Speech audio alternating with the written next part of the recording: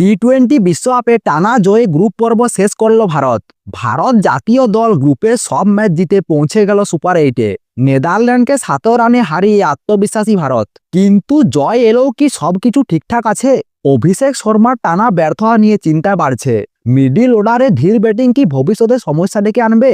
সবকিছু বলবো আজকের ভিডিওতে, তাই ভিডিওটি শেষ পর্যন্ত দেখুন। ম্যাচটি অনুষ্ঠিত হয়েছিল নরেন্দ্র মোদী স্টেডিয়ামে। আগেই সুপার 8 নিশ্চিত হয়ে গিয়েছিল, তাই এটি ছিল নিয়ম রক্ষার ম্যাচ। প্রথমে ব্যাটিং করে ভারত 6 উইকেটে 190 রান করেন। জবাবে নেদারল্যান্ড থামে 7 উইকেটে 176 রান করে। ফলাফল ভারত 7 রানে জয়লাভ করেন। এই জয়ের ফলে টি-20 বিশ্বকাপে টানা 12টি ম্যাচ জিতল ভারত। গতবারে চ্যাম্পিয়নরা গ্রুপ পর্ব শেষ করলো একেবারে নিখুঁত রেকর্ডে। তবে চিন্তার জায়গাও রয়েছে। টি-20 ক্রিকেটে বিশ্বের 1 নাম্বার ব্যাটার বলে পরিচিত অভিষেক শর্মা আবারও 0 রানে আউট। মাত্র 3টি বল খেলেই তিনি ফিরে যান। শেষ 7টি টি-20-র মধ্যে 5টিতে 0। সুপার 8-এর আগে এই ফর্ম নিঃসন্দেহে উদ্বেগের। আরেক ওপেনার ঈশান কিষান বেশি দূরে এগোতে পারেনি। তিনি করেন মাত্র 18 রান। 2 ওপেনারকে আউট করেন অরিয়ান দত্ত। 39 রানে 2টি উইকেট পড়ে যাওয়ার পর চাপে পড়ে যায় ভারত।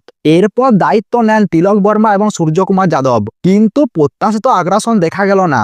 তিলক করেন 27 বলে 31 রান, সূর্য করেন 28 বলে 34 রান। কোচ গৌতম গম্ভীর আগ্রাসী ক্রিকেটের কথা বললেও বাস্তবে সেই ছাপ দেখা গেল না।